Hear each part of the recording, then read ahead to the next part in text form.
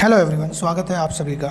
तो आज की इस वीडियो में हम डिस्कस करेंगे 9th क्लास का एक्सरसाइज 2.1। क्लास 9 की एक्सरसाइज जो है 2.1, इसमें हम ये डिस्कस करने वाले हैं। तो इसमें समझते हैं क्या क्या है। पहला क्वेश्चन हम यहाँ से देखते हैं कि अब हमारा फर्स्ट क्वेश्चन क्या कहता है। फर्स्ट क्वेश्चन ये कहता है कि find the degrees of the following polynomials. ये जो हमारे पॉलिनोमियल्स गिवन है, इनकी हमें डिग्रीज बतानी है। तो पहले क्वेश्चंस अटेम्प्ट करने से पहले हम ये समझ लेते हैं कि डिग्री क्या होती है, what is the degree of a polynomial. ठीक है, इसके लिए थोड़ा सा ऊपर स्क्रॉल करता हूँ एक बार, यहाँ समझते हैं कि डिग्री क्या होती है। तो देखो, डिग्री की डेफिनेशन अगर हम देखें तो वो यहाँ पर हमारी ये लिखी हुई है। तो डिग्री इसमें क्या लिखा हुआ है, the highest power of variable of a polynomial is called its degree. यानी अगर हमारे पास कोई पॉलिनोमियल होता है, उसकी जो हाईएस्ट पावर होती है, हाईएस्ट पावर को ही हम डिग्री कहते हैं पॉलिनोमियल की। फॉर एग्जांपल अगर हम यहाँ देखें, ये हमारा पॉलिनोमियल यहाँ पर गिवन है, ठीक है, ये पूरा पॉलिनोमियल है। इस पॉलिनोमियल में अगर हम हाईएस्ट पावर देखें तो वो क्या है, तो वो हाईएस्ट पावर का मतलब है कि यहाँ पर y की वैल्यू, y की पावर कितनी है 3। इसमें अगर हम y की पावर देखें क्या है 2, और यहाँ पर y की पावर कुछ नहीं है तो हम यहाँ पर 1 होगी। ठीक है, तो इसमें जो अगर आप देख रहे हैं कि हाईएस्ट पावर क्या है, इसकी हाईएस्ट पावर है 3, तो हम कहेंगे कि इसकी डिग्री भी क्या है 3। तो इस पॉलिनोमियल की अगर हम कहें डिग्री 3। और यहाँ पे एक चीज़ और समझ लेते हैं कि जैसे ये पॉलिनोमियल है, यहाँ पर लिखा हुआ है, इसका बोला हुआ है कि द पॉलिनोमियल ऑफ डिग्री 3। क्यों डिग्री 3 बोला हुआ है, क्योंकि इसकी जो हाईएस्ट पावर है वो 3 है, और जिसकी डिग्री 3 होती है उस पॉलिनोमियल को हम क्यूबिक पॉलिनोमियल कहते हैं। ठीक है, पहले यहाँ पर दो बात हमें समझ में आ गई कि एक तो डिग्री क्या होता है, और अगर किसी पॉलिनोमियल की डिग्री 3 होती है तो उसको हम क्यूबिक पॉलिनोमियल कहते हैं। जैसे नेक्स्ट हम यहाँ पर देखते हैं कि ये हमारा एक और अगेन पॉलिनोमियल है, इससे समझते हैं। तो इसकी पावर कितनी है, यहाँ पर 2 है और यहाँ पर कुछ नहीं है, तो क्या होगी 1 होगी, है ना, इसकी पावर 1 होगी। तो अगर 2 और 1, 2 है 1 है, ठीक है, और यहाँ पर जो पॉलिनोमियल होता है उसकी पावर 0 होती है, तो 0 भी है। तो हाईएस्ट पावर कौन सी है, वो 2 है। तो हम कहेंगे कि इसकी जो डिग्री है वो क्या है 2। और दूसरी बात यहाँ से हमें समझ में आती है कि जिसकी डिग्री 2 होती है, ऐसा पॉलिनोमियल जिसकी डिग्री 2 होती है उसको हम क्वाड्रेटिक पॉलिनोमियल कहते हैं। नेक्स्ट यहाँ पर अगर हम इसमें देखें तो इसमें जो डिग्री है इसकी यानी कि 1 है, पावर 1 है, हाईएस्ट पावर 1, और जिसकी डिग्री 1 होती है उसको हम कहते हैं कि लीनियर पॉलिनोमियल। ठीक है, तो अब आई होप कि आपको समझ में आ गया होगा कि डिग्री का क्या कॉन्सेप्ट होता है। तो क्वेश्चन देखते हैं। फाइनली हमारा क्वेश्चन क्या था कि क्वेश्चन ये कह रहा है कि find the degree of the following polynomials. यानी ये जो हमें पॉलिनोमियल्स गिवन है, इनकी हमें डिग्री बतानी है। तो इनकी डिग्री के लिए हम क्या देखेंगे, इसमें हाईएस्ट पावर देखेंगे। तो इसकी पावर क्या क्या है, अगर हम देखें तो इसकी पावर है 2, यहाँ पर पावर 2 है और 1 भी है, और यहाँ पर जो पावर होगी ऐसे होता है, यहाँ पर पावर कुछ नहीं होता तो x की पावर 0 होती है। तो इसकी यहाँ पर पावर क्या होगी, ये 0। तो ये मैं हटा देता हूँ यहाँ से। तो यहाँ पर इसकी हाईएस्ट पावर क्या है 2 है, तो आप कहोगे इसकी डिग्री जो है वो 2 है। तो आप लिखोगे द डिग्री ऑफ पॉलिनोमियल आप पूरा लिखोगे। द डिग्री ऑफ पॉलिनोमियल कितनी है, इज़ 2। ठीक है, इस पॉलिनोमियल की डिग्री 2 है। नेक्स्ट हम देखते हैं ये, इसमें देखते हैं कि इसकी हाईएस्ट पावर क्या है। तो अब आपको समझ में आ गया होगा कि इसकी हाईएस्ट पावर क्या है। इसकी पावर हमें हाईएस्ट क्या दिख रही है 3। ठीक है, तो इसकी डिग्री क्या हो जाएगी, हम यहाँ लिख देंगे the degree of polynomial is 3। ठीक है, नेक्स्ट ये वाला देखते हैं। इसमें हमें इसका क्या है, यहाँ पर ना तो x है ना y है, कोई वेरिएबल नहीं है। तो जब ऐसे सिंगल वेरिएबल होता है इसको हम कांस्टेंट टर्म बोलते हैं।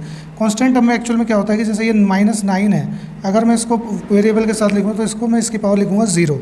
ठीक है, क्योंकि आपको एक बात पता है, प्रीवियस क्लास में भी आपने पढ़ा है, जिसकी पावर 0 होती है वो 1 होता है। ठीक है, तो यहाँ पर मैं कह सकता हूँ -9 × 1 -9। यानी अगर हम यहाँ पर देखें तो इसकी जो डिग्री हमें देखने को मिल रही है वो क्या मिल रही है 0। तो मैं यहाँ लिख सकता हूँ the degree of polynomial is 0, इसकी होगी। अब नेक्स्ट ये हमारा देख लेते हैं, ये जो हमारा नेक्स्ट यहाँ पर क्वेश्चन, इसकी डिग्री कितनी है। तो इसमें क्या है z की पावर क्या है 1, तो हम यहाँ लिख देंगे the degree of polynomial is 1। ठीक है, तो इस तरीके से ये हमने समझा। नेक्स्ट क्वेश्चन समझते हैं। नेक्स्ट क्वेश्चन में हमें क्या गिवन है, right the polynomial of degrees 1, 2 and 3। मतलब हमें कुछ ऐसे पॉलिनोमियल्स लिखनी है जिनकी डिग्री 1, 2 और 3 है। तो इसको कैसे लिखेंगे हम ये एक बार देखते हैं। पॉलिनोमियल हम इस तरीके से लिख सकते हैं, मान लो कि मैंने पॉलिनोमियल लिखा है x + 1। अब मुझे डिग्री 1 का लिखना है तो मैं इसकी डिग्री 1 लिखूंगा, और 1 ना भी लिखें तो हम कोई फ़र्क नहीं पड़ता। तो ये हमारा पॉलिनोमियल हो गया जिसकी डिग्री 1 है। अब यहाँ पर मुझे क्या लिखना है, पॉलिनोमियल लिखना है जिसकी डिग्री क्या हो 2। तो मैं ऐसे लिख सकता हूँ x² + x + 1। आप किसी और तरीके से भी लिख सकते हैं, y की फॉर्म में भी लिख सकते हैं, बट ये है कि आपको याद रखने की यहाँ पर एक ज़रूरत है कि इसकी पावर 2 होनी चाहिए। अब नेक्स्ट जो आपको लिखना है, यहाँ पर लिखना है डिग्री 3 लिखनी है। तो आप क्या करेंगे, वेरिएबल की पावर 3 लगाएंगे। जैसे x² भी ले सकते हैं, x + 1, या फिर ऐसे भी लिख सकते हैं सिर्फ x³ + x। ठीक है, तो इस तरीके से आप लिख सकते हैं। ठीक है, तो ये हमारा डिग्री 1 का हुआ, ये डिग्री 2 का, और ये डिग्री 3, यहाँ पर भी डिग्री 3 का लिख दिया। इस तरीके से हमने ये पॉलिनोमियल्स लिख दिए हैं। नेक्स्ट क्वेश्चन समझते हैं।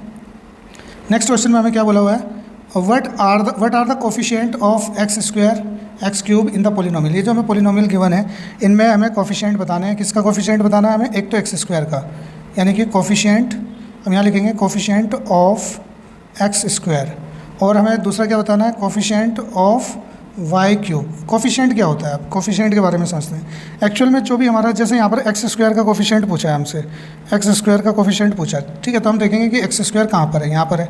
तो एक्स स्क्वायर के साथ में हम नंबर देखेंगे क्या है, तो एक्स स्क्वायर के साथ में जो नंबर है वो है 6, ठीक है, तो इसका हम कोफिशिएंट लिख देंगे कि इसका कोफिशिएंट होगा 6। अब यहाँ से हमसे दूसरे में जो हमसे पूछा है वाई क्यूब का कोफिशिएंट पूछा है, ठीक है, तो वाई क्यूब देखेंगे कहाँ पर आ रहा है, तो यहाँ पर हमारा वाई क्यूब आ रहा है, ये इसके साथ जो नंबर होता है वही उसका कोफिशिएंट होता है। जैसे एक्स क्यूब के साथ क्या नंबर दे रखा है, -3, तो यही हमारा क्या हो जाएगा, इसका कोफिशिएंट हो जाएगा। आई होप कि ये समझ में आ गए होंगे आपको। आगे देखते हैं, नेक्स्ट क्वेश्चन है अब हमारे पास, वो ये है, यहाँ पर इस क्वेश्चन में हमसे पूछा जा रहा है what is the coefficient of Z in the polynomial. इस पोलिनोमियल में हमें z का कोफिशिएंट बताना है। एक्चुअल में इसमें z नहीं है, z कैसे नहीं है ये मैं बताता हूँ। जैसे यहाँ पर तो अगर आप देखोगे तो यहाँ पर आपको z क्यूब दिखाई देगा, यहाँ पर z स्क्वायर दिखाई देगा, स्पेसिफिक z कहीं पे नहीं लिखा है इस इक्वेशन में, ठीक है। जब z नहीं है इसका मतलब कि z का जो कोफिशिएंट होगा वो क्या होगा, 0 होगा। जो अनअवेलेबल होता है उसका जो कोफिशिएंट होगा वो 0 होगा। तो आप लिख दोगे यहाँ पर कि कोफिशिएंट, ऐसे लिख दोगे the coefficient of z in the polynomial is 0, ठीक है, ये लिख दो, ये पूरा लिखोगे आप ऐसे, the coefficient of z in the polynomial, आगे लिख दोगे इज़ 0, तो ये इसका आंसर हो जाएगा, क्योंकि इसमें z नहीं है तो उसका जो कोफिशिएंट होगा वो क्या होगा, 0 होगा। नेक्स्ट क्वेश्चन समझते हैं, जो इस एक्सरसाइज का हमारा लास्ट क्वेश्चन है, what is the constant term in the polynomial. अब इस पोलिनोमियल में हमसे जो पूछा जा रहा है तो ये पूछा जा रहा है कि कांस्टेंट टर्म क्या है। एक्चुअल में कांस्टेंट टर्म का कॉन्सेप्ट होता है कि हमारे पास जो टर्म्स होते हैं इसमें वेरिएबल भी होता है और कांस्टेंट भी होता है। जैसे यहाँ पर हम देखें, ये x और x, यहाँ पे एक्स क्यूब है, यहाँ पे एक्स स्क्वायर है और यहाँ पे हमारा x है, ठीक है, तो ये x है, तो ये वेरिएबल हो गए, और जो बिना x का जो टर्म है वो हमारा कांस्टेंट होता है, ठीक है। तो इसमें अगर हम कांस्टेंट बताना हो तो हम कहेंगे कि इसमें लिखेंगे the constant term of the polynomial is, कितना है इसमें, कितना दे रखा है, -10, ये हमारा आंसर हो जाएगा। पूरा आप यहाँ से लिखेंगे, किस तरीके से लिखेंगे, आप ये लिखेंगे the constant term of the polynomial, पूरा पोलिनोमियल लिखेंगे, उसके आगे लिखेंगे इज़ -10, क्योंकि इसके अंदर जो ये दे रखा है हमें -10 दिया हुआ है। आई होप कि आपको समझ में आया होगा, ठीक है, थैंक यू।